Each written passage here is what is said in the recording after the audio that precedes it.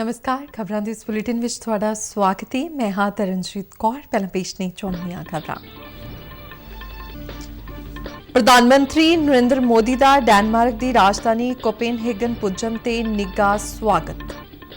दोहां धिरां विचाले पशु पालन ते हुनर विकास समेत कई खेत्रां विच समझौतियां ते दस्तखत।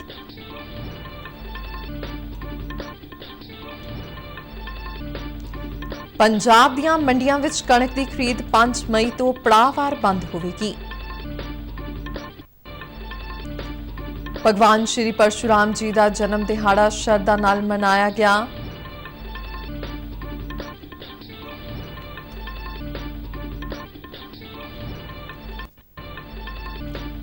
ते ईद उल फितर के त्योहार मौके पंजाब दीआं वख-वख ईदगाहां विच विशेष नमाज अदा की गई।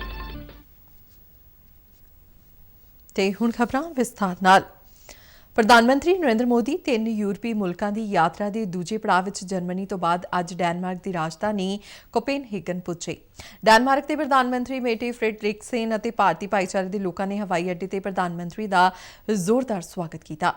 मगरों दोहां धिरां विचाले पशु पालन, हुनर विकास, स्टार्टअप ईकोसिस्टम अते पानी के वसीलियां संबंधी खेत्रां विच समझौतियां ते दस्तखत किए गए।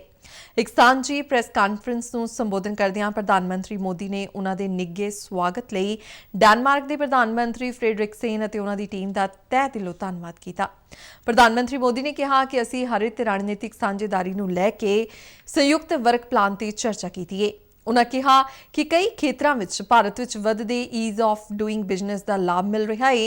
प्रधानमंत्री मोदी ने भारत ते यूरोपी यूनियन मुक्त व्यापार समझौता छेती होने की आस प्रगटाई और कहा कि भारत ते डेनमार्क के संबंध नवीं ऊंचाइयां हासिल करनगे। डेनमार्क की प्रधानमंत्री मेटे फ्रेडरिक्सेन ने कहा कि भारत और डेनमार्क विचाले रिश्ते मजबूत ने और दोहां धिरां विचाले कई गल्लां सांझियां ने। उन्हां भारत नूं रूस ते यूक्रेन जंग छेती खत्म करन दा दबाव पाउण दी अपील की।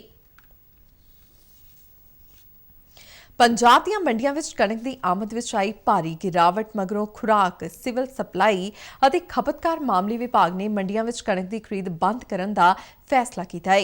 खुराक मंत्री लालचंद कटारूचक ने चंडीगढ़ विच दस्सिया कि मंडियां नूं पड़ाववार बंद करन दी शुरुआत 5 मई तो की जावेगी।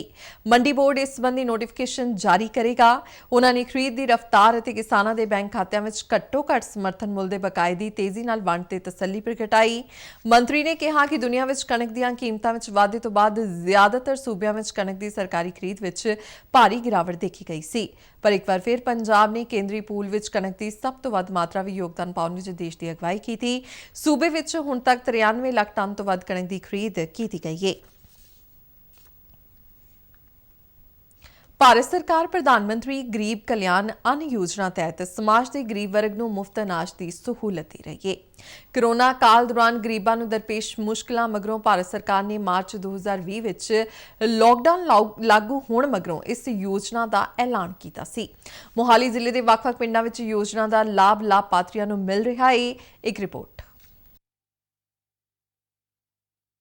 प्रधानमंत्री गरीब कल्याण अन्न योजना राही देश के आर्थिक पक्षों कमजोर वर्ग के नागरिकों को राशन दिता जा रहा है।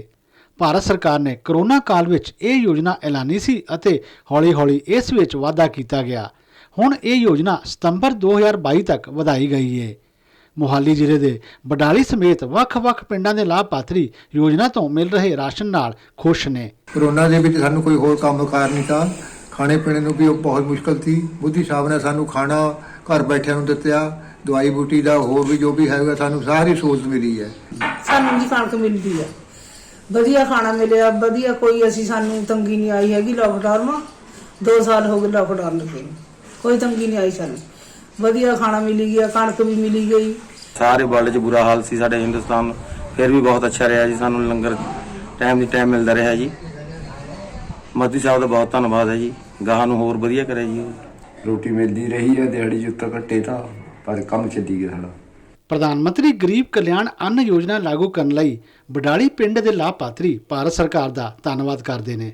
मोदी साहब का तो इन्ना असीं धन्नवाद करते हैं, साडे पास होर कोई शब्द नहीं हैगा। मोदी साहब का शुक्रिया अदा करते हैं कि सानूं फ्री कणक दिंदा रहा लॉकडाउन च, ते मैनूं सिलेंडर भी फ्री दिता ते 500 रुपया कापी च भी आंदा रहा जी। गरीबां नूं जी बहुत मदद दी है जी मोदी साहब ने।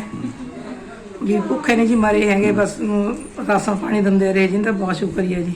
ਭਾਰਤ ਸਰਕਾਰ ਵੱਲੋਂ ਯੋਜਨਾ ਤੇ ਤਕਰੀਬਨ 2,60,000 ਕਰੋੜ ਰੁਪਏ ਖਰਚ ਕੀਤੇ ਜਾ ਚੁੱਕੇ ਨੇ ਅਤੇ ਦੇਸ਼ ਦੇ ਤਕਰੀਬਨ 80 ਕਰੋੜ ਤੋਂ ਵੱਧ ਨਾਗਰਿਕ ਇਸ ਯੋਜਨਾ ਦਾ ਲਾਭ ਲੈ ਰਹੇ ਨੇ। ਮੁਹਾਲੀ ਤੋਂ ਮਨੋਜ ਗਿਰਦਰ ਨਾਲ शिशु शर्मा शांतल, दूरदर्शन समाचार, जलंधर। आज़ादी का अमृत महोत्सव ਨੂੰ ਸਮਰਪਿਤ ਆਜ਼ਾਦੀ का सफर तहत ਅਸੀਂ ਭਾਰਤ ਦੀ ਆਜ਼ਾਦੀ ਵਿੱਚ ਯੋਗਦਾਨ ਪਾਉਣ ਵਾਲੇ ਵੱਖ-ਵੱਖ ਮੰਨੇ ਪਰਮੰਨੇ ਅਤੇ ਗੁਮਨਾਮ ਆਜ਼ਾਦੀ ਸੰਗਰਾਮੀਆਂ ਦੇ ਜੀਵਨ ਦੇ ਪਹਿਲੂਆਂ ਤੋਂ ਤੁਹਾਨੂੰ ਜਾਣੂ ਕਰਵਾਉਂਦੇ ਹਾਂ। ਇਸ ਤੋਂ ਇਲਾਵਾ ਆਜ਼ਾਦੀ ਦੇ ਸੰਘਰਸ਼ ਨਾਲ ਜੁੜੀਆਂ ਹੋਰ ਗਤੀਵਿਧੀਆਂ ਬਾਰੇ ਵੀ ਦੱਸਦੇ ਹਾਂ। ਅੱਜ ਦੀ ਕੜੀ ਵਿੱਚ ਅਸੀਂ ਤੁਹਾਨੂੰ ਫਾਰਵਰਡ ਬਲਾਕ ਦੇ ਗਠਨ, ਆਜ਼ਾਦੀ ਘੁਲਾਟੀਏ ਜਵਾਲਾ ਪ੍ਰਸਾਦ, ਕ੍ਰਾਂਤੀਕਾਰੀ ਸੁਸ਼ੀਲ ਚੰद्रा कुमार सेन गुप्ता, आज़ादी संग्रामी जगदीश चंद्र राय, इंडियन नैशनल आर्मी के मैंबर केसरी चंद शर्मा ते शहीद भगत हेंबा राम बारे जानकारी दे रहे हैं।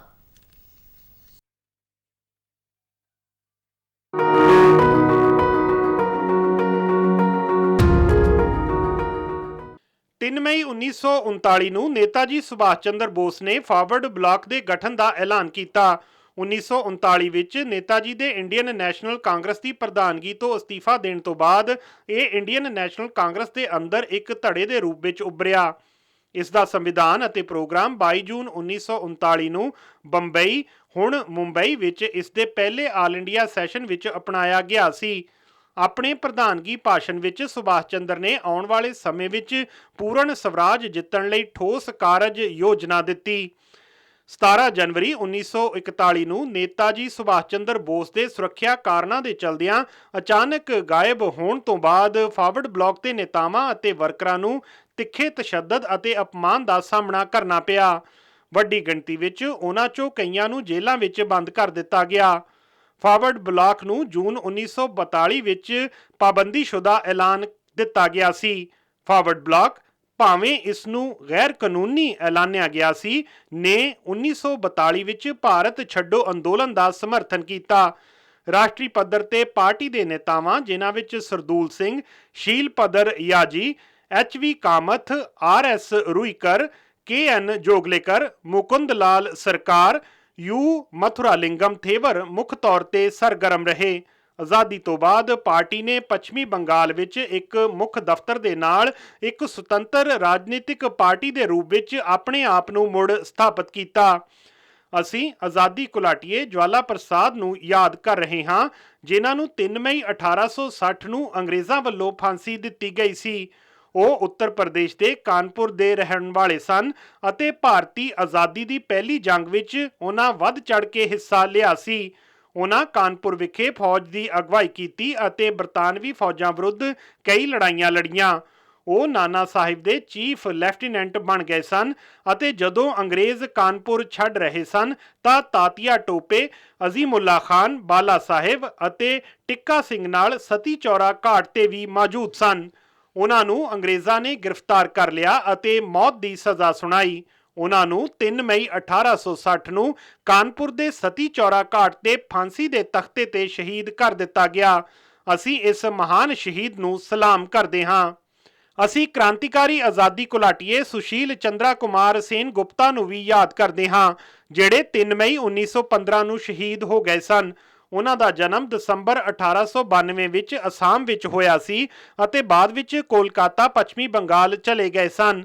ਅਲੀਪੁਰ ਬੰਬ ਮਾਮਲੇ ਵਿੱਚ ਅਰਬਿੰਦੋ ਘੋਸ਼ ਦੇ ਮੁਕੱਦਮੇ ਦੀ ਸੁਣਵਾਈ ਦੌਰਾਨ ਜਦੋਂ ਇੱਕ ਸਾਰਜੈਂਟ ਗੁੱਸੇ ਵਿੱਚ ਆਏ ਵਿਅਕਤੀਆਂ ਦੇ ਇੱਕ ਗਰੁੱਪ ਤੇ ਲਾਠੀਚਾਰਜ ਕਰ ਰਿਹਾ ਸੀ, ਉਸ ਦੌਰਾਨ ਸੁਸ਼ੀਲ ਨੇ ਉਸ ਦਾ ਵਿਰੋਧ ਕੀਤਾ ਅਤੇ ਸਾਰਜੈਂਟ ਨੂੰ ਇੱਕ ਡੰਡਾ ਮਾਰਿਆ। ਕ੍ਰਾਂਤੀਕਾਰੀਆਂ ਦੇ ਮਾਨਿਕਤਾਲਾ ਸਮੂਹ ਦਾ ਮੈਂਬਰ ਹੋਣ ਕਾਰਨ ਉਹਨਾਂ ਨੂੰ ਅਲੀਪੁਰ ਬੰਬ ਕੇਸ ਵਿੱਚ ਫਸਾਉਣ ਦਾ ਯਤਨ ਕੀਤਾ ਗਿਆ, ਪਰ ਉਹ ਬਚਣ ਵਿੱਚ ਕਾਮਯਾਬ ਹੋ ਗਏ। ਆਪਣੀ ਰਿਹਾਈ ਤੋਂ ਬਾਅਦ ਸੁਸ਼ੀਲ ਚੰद्रा ਨੇ ਕੋਲਕਾਤਾ ਵਿੱਚ ਬਾਲੀਘਾਟ ਛਾਪੇਮਾਰੀ ਵਿੱਚ ਹਿੱਸਾ ਲਿਆ ਅਤੇ ਫਰਵਰੀ 1915 ਵਿੱਚ ਮੁਖਬਰ ਨੀਰੋ ਦੇਹਲਦਾਰਨ ਦੀ ਹੱਤਿਆ ਦੇ ਮਾਮਲੇ ਵਿੱਚ ਆਪਣਾ ਸਹਿਯੋਗ ਦਿੱਤਾ। 3 ਮਈ 1915 ਨੂੰ ਉਹਨਾਂ ਨੇ ਨਾਦੀਆ ਵਿੱਚ ਖਲੀਲਪੁਰ ਛਾਪੇਮਾਰੀ ਵਿੱਚ ਹਿੱਸਾ ਲਿਆ, ਜਿੱਥੇ 2 ਸਬ ਇੰਸਪੈਕਟਰਾਂ ਅਤੇ ਕੁਝ ਕਾਂਸਟੇਬਲਾਂ ਨੇ ਉਹਨਾਂ ਨੂੰ ਰੋਕਣ ਦੀ ਕੋਸ਼ਿਸ਼ ਕੀਤੀ। ਇਸ ਦੌਰਾਨ ਹੋਈ ਝੜਪ ਵਿੱਚ ਪੁਲਿਸ ਨੇ ਸੁਸ਼ੀਲ ਚੰद्रा ਨੂੰ ਗੋਲੀ ਮਾਰ ਦਿੱਤੀ। ਅਸੀਂ ਮਹਾਨ ਸ਼ਹੀਦ ਨੂੰ ਪ੍ਰਣਾਮ ਕਰਦੇ ਹਾਂ। ਅਸੀਂ ਕ੍ਰਾਂਤੀਕਾਰੀ ਆਜ਼ਾਦੀ ਘੁਲਾਟੀਏ ਜਗਦੀਸ਼ ਚੰਦਰ ਰਾਏ ਨੂੰ ਵੀ ਯਾਦ ਕਰ ਰਹੇ ਹਾਂ, ਜਿਹੜੇ 3 ਮਈ 1931 ਨੂੰ ਸ਼ਹੀਦ ਹੋ ਗਏ ਸਨ। ਉੱਤਰ ਪੱਛਮੀ ਸਰਹੱਦੀ ਸੂਬੇ ਡੇਰਾ ਇਸਮਾਇਲ ਖਾਨ ਦੇ ਵਸਨੀਕ ਜਗਦੀਸ਼ ਚੰਦਰ ਦਿੱਲੀ ਆ ਗਏ ਅਤੇ ਕ੍ਰਾਂਤੀਕਾਰੀ ਅੰਦੋਲਨ ਵਿੱਚ ਸ਼ਾਮਲ ਹੋ ਗਏ। ਉਹ 3 ਮਈ 1931 ਨੂੰ ਸ਼ਾਲੀਮਾਰ ਬਾਗ ਲਾਹੌਰ ਨੇੜੇ ਇੱਕ ਬੱਸ ਵਿੱਚ ਪੁਲਿਸ ਨਾਲ ਹੋਏ ਮੁਕਾਬਲੇ ਦੌਰਾਨ ਮਾਰੇ ਗਏ। ਅਸੀਂ ਮਹਾਨ ਸ਼ਹੀਦ ਨੂੰ ਸਲਾਮ ਕਰਦੇ ਹਾਂ। ਅਸੀਂ ਇੰਡੀਅਨ ਨੈਸ਼ਨਲ ਆਰਮੀ ਦੇ ਮੈਂਬਰ ਕੇਸਰੀ ਚੰਦ ਸ਼ਰਮਾ ਨੂੰ ਵੀ ਯਾਦ ਕਰ ਰਹੇ ਹਾਂ, ਜਿਨ੍ਹਾਂ ਨੂੰ 3 ਮਈ 1945 ਨੂੰ ਅੰਗਰੇਜ਼ਾਂ ਵੱਲੋਂ ਫਾਂਸੀ ਦੇ ਦਿੱਤੀ ਗਈ ਸੀ। ਦਿੱਲੀ ਦੇ ਵਸਨੀਕ ਕੇਸਰੀ ਚੰਦ ਨੂੰ ਬਰਮਾ ਮੋਰਚੇ ਤੇ ਇੰਫਾਲ ਨੇੜੇ ਲੜਾਈ ਦੌਰਾਨ ਬਰਤਾਨਵੀ ਫੌਜਾਂ ਵੱਲੋਂ ਗ੍ਰਿਫਤਾਰ ਕਰ ਲਿਆ ਗਿਆ ਸੀ। ਉਹਨਾਂ ਖਿਲਾਫ ਦਸੰਬਰ 1944 ਵਿੱਚ ਬਾਦਸ਼ਾਹ ਸਮਰਾਟ ਵਿਰੁੱਧ ਜੰਗ ਛੇੜਨ ਦੇ ਦੋਸ਼ ਤਹਿਤ ਮੁਕੱਦਮਾ ਚਲਾਇਆ ਗਿਆ ਅਤੇ ਕੋਰਟ ਮਾਰਸ਼ਲ ਮਗਰੋਂ ਮੌਤ ਦੀ ਸਜ਼ਾ ਸੁਣਾਈ ਗਈ। ਉਹਨਾਂ ਨੂੰ 3 ਮਈ 1945 ਨੂੰ ਦਿੱਲੀ ਦੀ ਜੇਲ੍ਹ ਵਿੱਚ ਫਾਂਸੀ ਦੇ ਦਿੱਤੀ ਗਈ। ਅਸੀਂ ਧਰਤੀ ਦੇ ਇਸ ਮਹਾਨ ਸੁਪੁੱਤਰ ਨੂੰ ਸਲਾਮ ਕਰਦੇ ਹਾਂ। ਅਸੀਂ ਸ਼ਹੀਦ ਭਗਤ ਹੇਮਬਾ ਰਾਮ ਨੂੰ ਵੀ ਯਾਦ ਕਰ ਰਹੇ ਹਾਂ, ਜਿਨ੍ਹਾਂ ਨੇ ਭਾਰਤ ਛੱਡੋ ਅੰਦੋਲਨ ਅਤੇ ਲਾਠੀ ਪਹਾੜ ਅੰਦੋਲਨ ਵਿੱਚ ਹਿੱਸਾ ਲਿਆ ਸੀ। ਸੰਥਾਲ ਪਰਗਨਾ ਝਾਰਖੰਡ ਵਿਖੇ ਜਨਮੇ ਭਗਤ ਨੂੰ 9 ਮਈ 1943 ਨੂੰ ਗ੍ਰਿਫਤਾਰ ਕੀਤਾ ਗਿਆ ਅਤੇ 3 ਸਾਲ ਲਈ ਜੇਲ੍ਹ ਭੇਜ ਦਿੱਤਾ ਗਿਆ। ਉਹ 3 ਮਈ 1944 ਨੂੰ ਰਾਜ ਮਹਿਲ ਜੇਲ੍ਹ ਵਿੱਚ ਅਕਾਲ ਚਲਾਣਾ ਕਰ ਗਏ। ਅਸੀਂ ਮਿੱਟੀ ਦੇ ਇਸ ਮਹਾਨ ਸੁਪੁੱਤਰ ਨੂੰ ਸਲਾਮ ਕਰਦੇ ਹਾਂ। ਅਕਸ਼ੈ ਤ੍ਰਿਤੀਆ ਦਾ ਤਿਉਹਾਰ ਅੱਜ ਪੂਰੀ ਧਾਰਮਿਕ ਸ਼ਰਧਾ ਤੇ ਉਤਸ਼ਾਹ ਨਾਲ ਮਨਾਇਆ ਗਿਆ। ਧਾਰਮਿਕ ਮਾਨਤਾਵਾਂ ਅਨੁਸਾਰ ਸਤਯੁਗ ਅਤੇ ਤ੍ਰੇਤਾ ਯੁਗ ਦੀ ਸ਼ੁਰੂਆਤ ਇਸੇ ਦਿਨ ਹੋਈ ਸੀ। ਇਸ ਤੋਂ ਇਲਾਵਾ ਮਾਂ ਗੰਗਾ ਸਵਰਗ ਤੋਂ ਧਰਤੀ ਤੇ ਇਸੇ ਦਿਨ ਅਵਤਰਿਤ ਹੋਈ ਸੀ। ਅੱਜ ਦੇ ਹੀ ਦਿਨ ਭਗਵਾਨ ਵਿਸ਼ਨੂੰ ਦੇ 6ਵੇਂ ਅਵਤਾਰ ਭਗਵਾਨ ਪਰਸ਼ੁਰਾਮ ਦਾ ਜਨਮ ਹੋਇਆ ਸੀ। ਅੱਜ ਦੇ ਦਿਨ ਨੂੰ ਮਾਂ ਅੰਨਪੂਰਨਾ ਦੀ ਜਯੰਤੀ ਵਜੋਂ ਵੀ ਮਨਾਇਆ ਜਾਂਦਾ ਹੈ। ਇਸ ਦਿਨ ਦੀ ਮਹੱਤਤਾ ਨੂੰ ਧਿਆਨ ਵਿੱਚ ਰੱਖਦਿਆਂ ਮੰਦਿਰਾਂ ਵਿੱਚ ਹਵਨ ਯੱਗ ਸਮੇਤ ਕਈ ਹੋਰ ਸਮਾਗਮ ਕੀਤੇ ਗਏ। ਭਗਵਾਨ ਸ਼੍ਰੀ ਪਰਸ਼ੁਰਾਮ ਦੇ ਜਨਮ ਦਿਹਾੜੇ ਮੌਕੇ ਸ਼੍ਰੀ ਬ੍ਰਾਹਮਣ ਸਭਾ ਬਸਤੀ ਗੁਜਾ ਜਲੰਧਰ ਵੱਲੋਂ ਇੱਕ ਵਿਸ਼ੇਸ਼ ਸਮਾਗਮ ਕਰਵਾਇਆ ਗਿਆ। ਸਾਬਕਾ ਕੈਬਨਿਟ ਮੰਤਰੀ ਮਨੋਰੰਜਨ ਕਾਲੀਆ ਦੀ ਪ੍ਰਧਾਨਗੀ ਹੇਠ ਕਰਵਾਏ ਗਏ ਸਮਾਗਮ ਦੌਰਾਨ ਵਿਸ਼ਵ ਸ਼ਾਂਤੀ ਦੀ ਕਾਮਨਾ ਨਾਲ ਪੰਡਿਤ ਸਾਧੂ ਸ਼ਰਨ ਪਾਂਡੇ ਨੇ ਹਵਨ ਯੱਗ ਕਰਵਾਇਆ। ਸਮਾਗਮ ਦੌਰਾਨ ਪ੍ਰਸਿੱਧ ਸਮਾਜ ਸੇਵਿਕਾ ਸੁਨੀਤਾ ਕਪੂਰ ਨੇ ਪ੍ਰਭੂ ਭਗਤੀ ਦੇ ਭਜਨ ਗਾਏ। ਪ੍ਰਬੰਧਕ ਕਮੇਟੀ ਦੇ ਜਨਰਲ ਸਕੱਤਰ ਵਿਪਨ ਸ਼ਰਮਾ ਨੇ ਸਰਕਾਰ ਨੂੰ ਪੰਜਾਬ ਵਿੱਚ ਹਿੰਦੀ ਅਤੇ ਸੰਸਕ੍ਰਿਤ ਦੇ ਵਿਕਾਸ ਲਈ ਠੋਸ ਉਪਰਾਲੇ ਕਰਨ ਦੀ ਅਪੀਲ ਕੀਤੀ। ਦੂਜੇ ਪਾਸੇ ਭਗਵਾਨ ਪਰਸ਼ੁਰਾਮ ਬ੍ਰਾਹਮਣ ਸਭਾ ਵੱਲੋਂ ਤਰਨਤਾਰਨ ਵਿਖੇ ਭਗਵਾਨ ਸ਼੍ਰੀ ਪਰਸ਼ੁਰਾਮ ਜੀ ਦਾ ਜਨਮ ਉਤਸਵ ਅੱਜ ਬੜੀ ਸ਼ਰਧਾ ਤੇ ਉਤਸ਼ਾਹ ਨਾਲ ਮਨਾਇਆ ਗਿਆ। ਸਭਾ ਵੱਲੋਂ ਕਰਵਾਏ ਗਏ ਸਮਾਗਮ ਦੌਰਾਨ ਸ਼੍ਰੀ ਦਿਵਯ ਜਯੋਤੀ ਜਾਗ੍ਰਿਤੀ ਸੰਸਥਾਨ ਨੇ ਭਗਵਾਨ ਸ਼੍ਰੀ ਪਰਸ਼ੁਰਾਮ ਜੀ ਦੇ ਜੀਵਨ ਨਾਲ ਸੰਬੰਧਿਤ ਕਥਾ ਤੇ ਕੀਰਤਨ ਕੀਤਾ। ਬ੍ਰਾਹਮਣ ਭਲਾਈ ਬੋਰਡ ਪੰਜਾਬ ਦੇ ਵਾਈਸ ਚੇਅਰਮੈਨ ਕ੍ਰਿਸ਼ਨ ਕੁਮਾਰ ਸ਼ਰਮਾ ਤੇ ਭਾਰਤੀ ਜਨਤਾ ਪਾਰਟੀ ਦੇ ਸੂਬਾ ਸਕੱਤਰ ਉਮੇਸ਼ ਸ਼ਾਰਦਾ ਸਮੇਤ ਕਈ ਨਾਮਵਰ ਸ਼ਖਸੀਅਤਾਂ ਇਸ ਮੌਕੇ ਹਾਜ਼ਰ ਰਹੀਆਂ। ਭਗਵਾਨ ਪਰਸ਼ੁਰਾਮ ਬ੍ਰਾਹਮਣ ਸਭਾ ਦੇ ਪ੍ਰਧਾਨ ਮਾਸਟਰ ਸ਼ਕਤੀ ਸ਼ਰਮਾ ਨੇ ਕਿਹਾ ਕਿ ਭਗਵਾਨ ਸ਼੍ਰੀ ਪਰਸ਼ੁਰਾਮ ਜੀ ਦੀ ਗਣਨਾ ਅਵਤਾਰਾਂ ਵਿੱਚ ਆਉਂਦੀ ਹੈ ਤੇ 10ਵੇਂ ਅਵਤਾਰ ਵਿੱਚੋਂ 6ਵੇਂ ਪੂਰਨ ਪੁਰਖ ਅਵਤਾਰ ਮੰਨੇ ਜਾਂਦੇ ਨੇ। ਦੇਸ਼ ਦੇ ਹੋਰਨਾਂ ਹਿੱਸਿਆਂ ਵਾਂਗ ਪੰਜਾਬ ਵਿੱਚ ਵੀ ਈਦ ਉਲ ਫਿਤਰ ਦਾ ਤਿਉਹਾਰ ਅੱਜ ਪੂਰੀ ਸ਼ਰਧਾ, ਭਾਈਚਾਰੇ ਤੇ ਉਤਸ਼ਾਹ ਨਾਲ ਮਨਾਇਆ ਗਿਆ। ਮਲੇਰਕੋਟਲਾ ਦੀ ਈਦਗਾਹ ਵਿਖੇ ਹੋਏ ਇੱਕ ਸਮਾਗਮ ਵਿੱਚ ਮੁੱਖ ਮੰਤਰੀ ਭਗਵੰਤ ਮਾਨ ਨੇ ਵੱਡੀ ਗਿਣਤੀ ਵਿੱਚ ਮੁਸਲਿਮ ਭਾਈਚਾਰੇ ਦੇ ਲੋਕਾਂ ਨਾਲ ਈਦ ਦੀ ਨਮਾਜ਼ ਅਦਾ ਕੀਤੀ। ਇਸ ਮੌਕੇ ਸ਼ਾਂਤੀ ਤੇ ਖੁਸ਼ਹਾਲੀ ਦੀ ਦੁਆ ਕੀਤੀ ਗਈ। ਲੋਕਾਂ ਨੇ ਇੱਕ ਦੂਜੇ ਨੂੰ ਗਲੇ ਮਿਲ ਕੇ ਈਦ ਦੀ ਮੁਬਾਰਕਬਾਦ ਦਿੱਤੀ।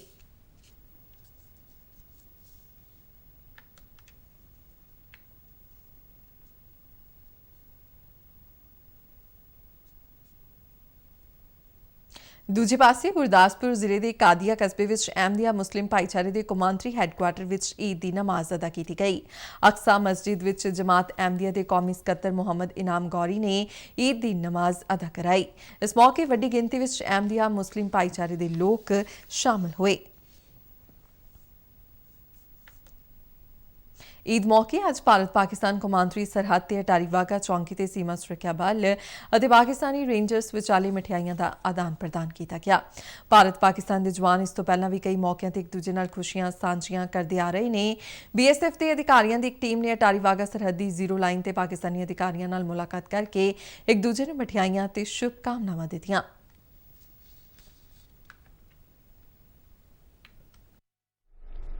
ईद के मुबारक मौके पर आज JCP अटारी पर बॉर्डर सिक्योरिटी फोर्स और पाकिस्तान रेंजर्स के बीच स्वीट एक्सचेंज किए गए हैं।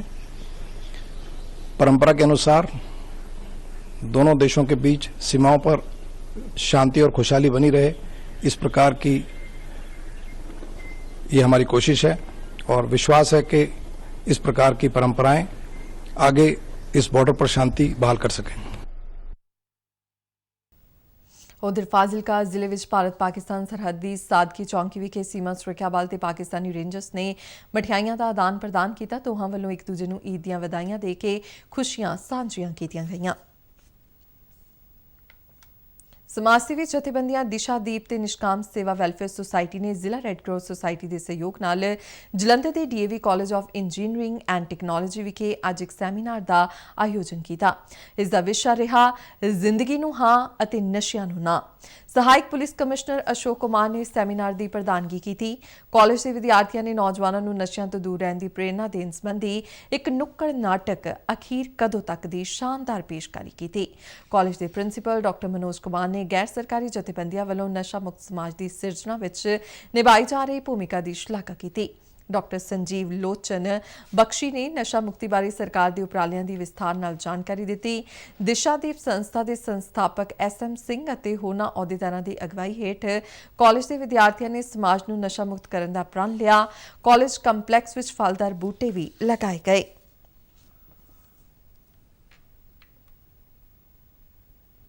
खबरों के बुलेटिन साडे दर्शक RNU DDK जलंधर के YouTube चैनल फेसबुक पेज और ट्विटर हैंडल से भी वेख सकते हैं। इस नाल ही खबरों का यह बुलेटिन खत्म होया। मैं मास्क लगा के स्टूडियो तो बाहर जा रही हाँ। बाहर जाने वेले तुसी भी मास्क लगा के जाओ। इजाजत दिओ। नमस्कार।